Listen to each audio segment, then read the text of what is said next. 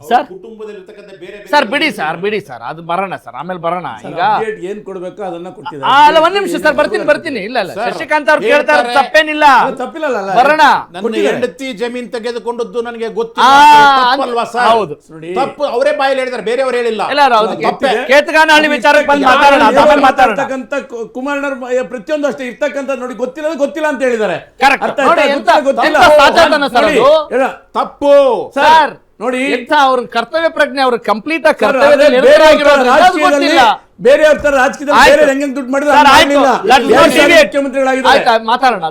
Let us not deviate the topic. ಈಗ ನೀವು ಕೇಳಿದ್ರಲ್ಲ, ಎಷ್ಟು ಆವೇಶದಿಂದ ಕೆಪಿಸಿಸಿ ವಕ್ತಾರರು ಕೇಳ್ತಾ ಇದ್ರಲ್ಲ, ಹಿಂಗ್ ಬಂತು ಅಂತ ಹೇಳಿ.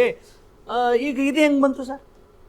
ಎಚ್ ಡಿ ಕುಮಾರಸ್ವಾಮಿ ಅವರ ಆಸ್ತಿಗೆ ಸಂಬಂಧ, ಇವ್ರ ಸ್ಟ್ರೈಕ್ ರೇಟ್ ಸ್ವಲ್ಪ ಕಮ್ಮಿ ಇರ್ಬೋದು, ಅವ್ರ ಸ್ಟ್ರೈಕ್ ರೇಟ್ ಜಾಸ್ತಿ, ಅವ್ರ ಕಡಿಮೆ ಬಾಲಿಗೆ ಜಾಸ್ತಿ ನೋಡ್ಬಿಟ್ಟಿದ್ದಾರೆ. ಇವ್ರಿಗೆ ಏನಂತೀರಾ? ಇವರು constant batsman. H D Kumaraswamy ಅವರು, ಬರೀ ಕುಮಾರಸ್ವಾಮಿ ಅವ್ರದ್ದು ಮಾತ್ರ, ನಾನು ಶಶಿಕಾಂತ್ ಅವ್ರು ಹೇಳ್ದಂಗೆ ಇಡೀ ಕುಟುಂಬದ ಕೇಳ್ತಾ ಇಲ್ಲ. That is not the issue ನಾವು. ಇದಕ್ಕೇನಂತೀರಾ ಈಗ ಸರ್? ನೋಡಿ, ಇದು ಯಾವ ಅಕ್ಯುಪೇಷನ್ ಏನು ಹೇಳ್ತಿರಲ್ಲ ಸರ್, ಅದು ಬೈ ಪ್ಯಾಷನ್ ಬೈ ಚಾಯ್ಸ್, ಇದಕ್ಕೆ ನೀವೇನಂತೀರಾ? ಸಿನಿಮಾ ಡಿಸ್ಟ್ರಿಬ್ಯೂಷನ್ ಮಾಡಿದ್ರೆ ಅದಷ್ಟೊಂದು ಬರುತ್ತಾ? ಅವರು ಸಿನಿಮಾಗಳನ್ನ ನೀವ್ಯಾಕೆ ಅವ್ರಿಗೆ ಕ್ಲೂ ಕೊಡ್ತಿದ್ದೀರಾ? ಅವರೆಲ್ಲ ಹೇಳೋದು let him answer please. Sir ನೋಡಿ, ಇವತ್ತು ಏನೊಂದು ಕುಮಾರಣ್ಣವರು ಮೊದಲು ಮೈಸೂರಿನಲ್ಲಿ ಸಿನಿಮಾ ಹಂಚಿಕೆದಾರರಾಗಿ ಅವಾಗ ಕೇತಗಾನಹಳ್ಳಿ ಜಮೀನು ತೊಗೊಂಡಿದ್ರು.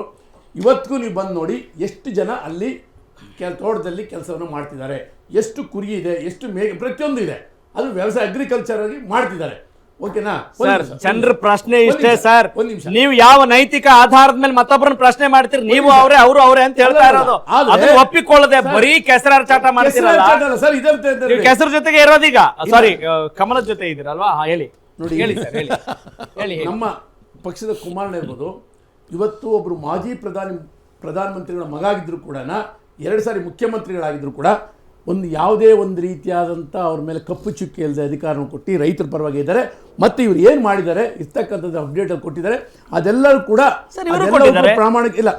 ಶಿವಕುಮಾರ್ ಅವರು ಕೊಟ್ಟಿದ್ದಾರೆ ನೋಡಿ. ಈಗ ನೀವೇ ಹೇಳಿದ್ರಿ, ಜನರ ಪ್ರಶ್ನೆ ಅದಲ್ಲ ಸರ್. ನಾನು ನೋಡಿ ಸರ್, ಈಗ ಅವರು ಮುಖ್ಯಮಂತ್ರಿ ಆಗಿದ್ದಾರೆ, ಘೋಷಣೆ ಮಾಡ್ತಿದ್ದಾರೆ ಅಂತ ಹೇಳಿದ್ರೆ ಅದೆಲ್ಲ ನಾನು ವೈಟ್ ಆಪ್ ಅಂತ ತೋರಿಸ್ತಾ ಇರೋದು. ಅದಲ್ಲ ಪ್ರಶ್ನೆ. ಈ ವೈಟ್ ಹಿಂದೆ ನೀವು ಹೆಂಗೆ ಬ್ಲಾಕ್ ಮ್ಯಾಜಿಕ್ ಮಾಡ್ತಿರೋ ಅಥವಾ ಯಾವ ಮ್ಯಾಜಿಕ್ ಮಾಡ್ತೀರಾ ಅಂತ ಜನರು ತಿಳ್ಕೊಬೇಕಾಗಿದೆ ಸರ್. ಇವತ್ತು ಅವಾಗ ಕೊಟ್ಕೊಂಡ ಜಮೀನು ಎಷ್ಟು ಬೆಲೆ ಇತ್ತು ಅಲ್ವಾ? ಇದೇ ರೀತಿ ಕಡಿಮೆ ಇತ್ತು, ಹಂಗಾಗಿ ನಮ್ಮ ಆಸ್ತಿ ಕಡಿಮೆ ಇದೆ. ರೂಪಾಯಿ ಬೆಲೆನೂ ಅಷ್ಟೇ ಸರ್. ನೋಡಿ, ಅಲ್ಲ ಒಂದ್ ನಿಮಿಷ, ಈಗ ನೀವು ಹೇಳ್ತಾ ಇರೋದು ಏನು ವಾದ ಮಾಡ್ತಾ ಇದ್ದೀರಾ ಹೇಳಿ? ಅಂದ್ರೆ ಈಗ ಆ ಪ್ರಶ್ನೆಗೆ ಉತ್ತರ ಏನು? ಇವ್ರದ್ದು ಹೆಂಗ್ ಇನ್ಕ್ರೀಸ್ ಆಯ್ತು? ಇವರು ಏನು ದೊಡ್ಡ ದೊಡ್ಡ ಶ್ರೀಮಂತರ ಮಕ್ಕಳ? ಯಾರು? ಕುಮಾರಸ್ವಾಮಿ ಅವರು ಮುಂಚೆ ಇಲ್ಲ, ಅದಕ್ಕೆ ಅಂಬಾನಿ ಅವ್ರ ಮಕ್ಕಳ ಎಷ್ಟು ತೋರಿಸಿದಾರೆ ನೋಡಿ. ಅಲ್ಲ, ಇದು ನೀವ್ ಏನ್ ಹೇಳಕ್ ಹೊರಟಿದ್ದೀರಾ? ನಾವು ಅವ್ರಿಗಿಂತ ಕಡಿಮೆ ಆಸ್ತಿ ಮಾಡಿದೀವಿ ಸರ್. ನೋಡಿ, ಆಸ್ತಿ ಜನರ ಸೇವೆ ಮಾಡಿ, ನಾವು ಜನರ ಕಡಿಮೆ ಸೇವೆ ಮಾಡಿ ಆಸ್ತಿ ಮಾಡಿದೀವಿ ಅಂತಾನ, ಅವ್ರು ಜನರ ಸೇವೆ ಜಾಸ್ತಿ ಮಾಡಂಗ್ ಮಾಡಿದಾರ ಅಂತ ನೀವು ಉತ್ತರ ಕೊಡಿ ಇದಕ್ಕೆ ಸರ್. ನೋಡಿ, ನಾನು ಬೇರೆ ಏನು ಹೇಳಲ್ಲ. ಇದು ಹೆಂಗೆ ಸರ್? ಬೇರೆಯವ್ರದೆಲ್ಲ IT ರೇಡ್ ED ರೇಡ್ ಎಲ್ಲ ಹೆಂಗ್ ಆಗ್ತವೆ? ಅಧಿಕಾರಿಗಳದ್ದು 10,000 20,000 ರೂಪಾಯಿ ಭ್ರಷ್ಟಾಚಾರ ತೆಗೆದುಕೊಂಡ್ರನ್ನೆಲ್ಲ ಮನೆ ಕಳಿಸ್ತಾರೆ. ಹೌದಾ ಇಲ್ಲ sir? Do you agree with this? ಇಲ್ಲಿ ನೀವೇ ನೋಡಿ ಎಷ್ಟು ಪರ್ಸೆಂಟ್ ಇನ್ಕ್ರೀಸ್ ಆಗಿದೆ. ಅಲ್ಲ ಇಲ್ಲ ಆ ಥರ ಏನಾದ್ರು ಮಾಡಿ ಎಷ್ಟು ಆಗ್ತಾ ಇತ್ತು. ಆದ್ರೆ ಇಲ್ಲಿ ಜನರಿಗೆಲ್ಲ ಗೊತ್ತಾಗ್ತಾ ಇದೆ ಸರ್. ಗೊತ್ತಾಗ್ತಾ ಇರೋ ವಿಷಯ ಅಲ್ಲ ಸರ್. ಇವತ್ತು ಒಬ್ಬ ಮನುಷ್ಯ ಇವತ್ತು ಅಗ್ರಿಕಲ್ಚರ್ ಇಂಪ್ರೂವ್ ಆದಂಗೂ ಕೂಡ ಪ್ರತಿಯೊಂದು ಬೆಳೆ ಪ್ರತಿಯೊಂದು ಬರುತ್ತೆ. ಜೊತೆಗೆ ಇವ್ರದ್ದು ನಮ್ಮಲ್ಲಿ ರೈತರಿಗೆ ಯಾಕೆ ಆಗ್ತಾ ಇಲ್ಲ ಸರ್? ರೈತರಿಗೆ ಅಗ್ರಿಕಲ್ಚರ್ ಚೆನ್ನಾಗಿ ಆಗ್ತಿದ್ರೆ ಅವ್ರು ಆತ್ಮಹತ್ಯೆ ಮಾಡ್ಕೊಳ್ತಿದ್ದಾರೆ. ನಿಮ್ಗೆ ಗೊತ್ತಾ? ಸಮೃದ್ಧವಾದ ಫಲಭರಿತವಾದ ಜಾಗ ಮಂಡ್ಯದಲ್ಲಿ ಅತಿ ಹೆಚ್ಚು ಸುಸೈಡ್ ಮಾಡ್ಕೊಳ್ಳುವ ಸಂಖ್ಯೆ ಕೂಡ ರೈತರದ್ದು, ಅದು ಮಂಡ್ಯ ಭಾಗದಲ್ಲೇ ಇದೆ. ಹೌದು ಸರ್. ಅದಕ್ಕೋಸ್ಕರನೇ ನಮ್ ಕುಮಾರಣ್ಣನೇ ನೋಡಿ, ರೈತರಿಗೆ ಏನೇನ್ ಸಮಸ್ಯೆ ಬರ್ತವೆ ಅಂತೇಳಿ ಈ ತರ ಬರಬಾರ್ದು ಅಂತೇಳಿ ಸಮಸ್ಯೆಗೋಸ್ಕರ ಪರಿಹಾರ ಕೂಡ ಕಂಡಿಡಿದ್ರು.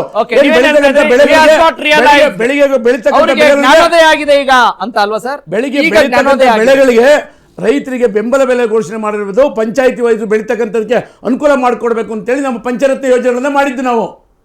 ಪಂಚರತ್ನ ಯೋಜನೆ ಉದ್ದೇಶನೇ ಅದಿದ್ದು. ಅಲ್ಲಲ್ಲ, ಪಂಚರತ್ನ ಯೋಜನೆ ನೋಡಿ ಜಾರ್ಕೊಂಡ್ರು ಜನ, ನೀವು ಜಾರ್ಖಂಡ್ ಇದನ್ನು ನೋಡ್ತಾರೆ. ಅಲ್ಲಲ್ಲ, ಜಾರ್ಖಂಡ್ ಇದಲ್ಲ ಸರ್. ಜಾರ್ಖಂಡ್ ಏನಿದೆ ಸರ್ ಇದರಲ್ಲಿ? ಏನಿಲ್ಲ ನೋಡಿ, ನಾವ್ ಹೇಳ್ತಕ್ಕಂಥದ್ದೇನು, ಯಾವುದೇ ರೈತರಿಗೆ ತೊಂದರೆ ಆದಾಗ ಯಾವುದೇ ಸರ್ಕಾರಲ್ಲೇ ಅದನ್ನು ವಾಪಸ್ ತಗೋಬೇಕು.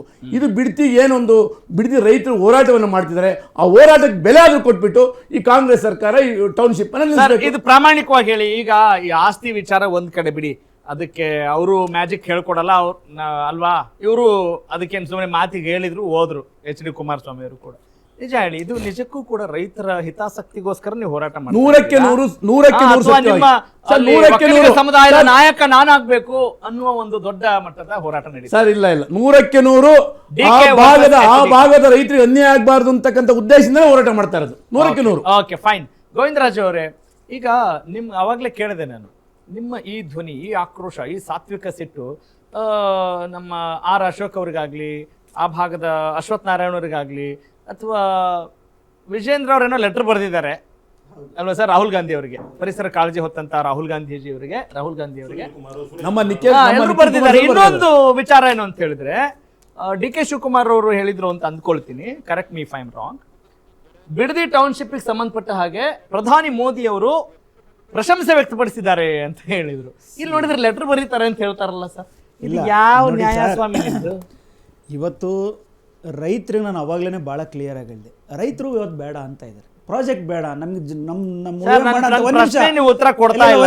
ನನ್ನ ಪ್ರಶ್ನೆಗೆ ಉತ್ತರ ಕೊಡಿ. ರೈತರದ್ದು ಹೇಳಿದ್ರು ಸರ್, ಅವರು ಹೇಳಿದ್ರು, ಇವರು ಹೇಳಿದ್ರು. ಸರ್ ಪತ್ರ ಬರ್ದಿರೋ ವಿಚಾರ ಏನು ಅಂದ್ರೆ, ನೀವು ಅಂಡಮಾನ್ ನಿಕೋಬಾರ್ ವಿಚಾರದಲ್ಲಿ ಪ್ರಕೃತಿ ವಿಚಾರವಾಗಿ ಮಾತಾಡುವಂತ ರಾಹುಲ್ ಗಾಂಧಿ ಅವರು ವಿರೋಧ ಪಕ್ಷ ನಾಯಕರಾಗಿ ಇವತ್ತು ಬಿಡದಿ ಬಳಿಯ ನಿಮ್ದೇ ಸರ್ಕಾರ ಇವತ್ತು ಸುಮಾರು 7,000 ಎಕರೆಗಿಂತ ಜಾಸ್ತಿ ಜಮೀನನ್ನ ಕಿತ್ಕೊಂತಾ ಇದ್ದೀರಾ, ರೈತರಿಂದ ಕಿತ್ಕೊಂತಾ ಇದ್ದೀರಾ, ಅದ್ ನಿಲ್ಸುವಂತ ಕೆಲಸ ನಿಮ್ಮಿಂದಲೂ ಕೂಡ ಆಗ್ಲಿ ಅಂತ ಹೇಳ್ಬಿಟ್ಟು ಒಂದು ಪತ್ರವನ್ನ ಬರ್ದಿರ್ತಕ್ಕಂಥದ್ದು.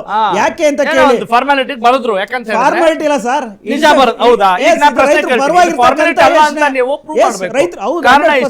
ಈಗ ಡಿ ಕೆ ಶಿವಕುಮಾರ್ ಮುಖ್ಯಮಂತ್ರಿ ಆಗಿರೋದು ವಿಜೇಂದ್ರ ಅವರಿಗೆ ತುಂಬಾ ಖುಷಿಯಾಗಿದೆ ಅನ್ನೋ ಮಾತನ್ನ ನಿಮ್ಮ ಪಕ್ಷದ ಉಚ್ಚಾಟಿತ ನಾಯಕರಾದ್ರೂ ಕೂಡ ನಿಮ್ಮ ಪಕ್ಷದವರೇ ಅವರು, ಯಾಕಂದ್ರೆ ನಿಮ್ಮ ಪಕ್ಷದ ಅಭ್ಯರ್ಥಿ ಪರವಾಗಿ ಹೋರಾಟ ಮಾಡ್ತಾರೆ, ಅದನ್ನು ಹೇಳ್ತಾರೆ. ಒಂದ್ ನಿಮಿಷ ಸರ್, ನೀವು ಈಗ ಅದನ್ನ ಬಿಟ್ಕೊಟ್ಬಿಟ್ಟಿದ್ದೀರಾ ಜೆಡಿಎಸ್ ಅವ್ರಿಗೆ? ಕೇಳಿ ಸರ್, ಇಲ್ಲಿ ಜೆಡಿಎಸ್ ಅವ್ರು ಮಾತ್ರ ಹೋರಾಟ ಮಾಡ್ಲಿಕ್ಕೆ ಬಿಟ್ಕೊಟ್ಟಿದ್ದೀರಾ? ಹೋರಾಟ ನಮ್ ಕಡೆಯಿಂದಲೂ ರೈತರ ಪರವಾಗಿ ನಿಂತಿದೀವಿ, ಮುಂದೇನು ಇರ್ತೀವಿ. ಹೋರಾಟ ಒಂದ್ ನಿಮಿಷ ಹೇಳ್ತೀನಿ ಕೇಳಿ. ಇವತ್ತು ಸನ್ಮಾನ್ಯ ಒಂದ್ ನಿಮಿಷ ಕೇಳಿ, ಕೆಆರ್ಎಸ್ ಪಕ್ಷದ ನಾಯಕರು ಒಂದ್ ನಿಮಿಷ ಕೊಟ್ಕೊಂಡು ಮುಂದೆ ಹೋಗಿ ಸರ್. ಆಯ್ತು, ಅಡ್ಜಸ್ಟ್ಮೆಂಟ್ ಪಾಲಿಟಿಕ್ಸ್ ಅನ್ನೋ ಒಂದು ಆರೋಪ ಮಾಡ್ತಾ ಇದ್ದಾರೆ. ಯಾವ ಅಡ್ಜಸ್ಟ್ಮೆಂಟ್ ಇಲ್ಲ ಸರ್, ಪಕ್ಷದ ಸಿದ್ಧಾಂತ ರೈತರ ಪರವಾಗಿರ್ತಕ್ಕಂಥದ್ದು. ನಮ್ಮ ಅಧ್ಯಕ್ಷರು ಕೂಡ ರೈತರ ಪರವಾಗಿ ನಿಂತಿದ್ದಾರೆ. ಅದಕ್ಕೋಸ್ಕರನೇ ಇವತ್ತು ರಾಹುಲ್ ಗಾಂಧಿ ಅವರಿಗೆ ಪತ್ರ ಬರೆದಿರ್ತಕ್ಕಂಥದ್ದು. ಆಯ್ತಾ, ಆ ಗಮನ ಸೆಳೆಯುವಂತ ಕೆಲಸ ಮಾಡಿರ್ತಕ್ಕಂಥದ್ದೇ ಇವತ್ತು ಚರ್ಚೆ ಹುಟ್ಟಾಕಿರ್ತಕ್ಕಂಥದ್ದು. ಯಾಕೆಂದ್ರೆ ಇವತ್ತು ರೈತರಿಗೆ ನೀವು ಜಿದ್ದಾಜಿದ್ದಿಯಲ್ಲಿ ನಾನು ಪಡೆದೇ ತೀರ್ತೀನಿ ಅಂತ ಹೇಳ್ಬಿಟ್ಟು ಮೊನ್ನೆ 520 ಎಕರೆ ನೋಟಿಫಿಕೇಶನ್ ಮಾಡಿದ್ರು ಸರ್. ರೈತರು ಅಷ್ಟೆಲ್ಲ ವಿರೋಧ ಮಾಡ್ತಾ ಇದ್ರು, ನೀವು ಅವ್ರ ಗಮನಕ್ಕೆ ಗಣನೆಗೆ ತಗೊಂಡಲ್ಲ, ನೀವು ನೋಟಿಫಿಕೇಶನ್ 61 ಮಾಡ್ತೀರಾ ಅಂತಂದ್ರೆ ನಿಮ್ ಧೋರಣೆ ಏನಾಗಾದ್ರೆ ಅಂದ್ರೆ ಅಲ್ಲಲ್ಲ, ನಾನು ಸಿಎಂ ಆಗಿದ್ದೀನಿ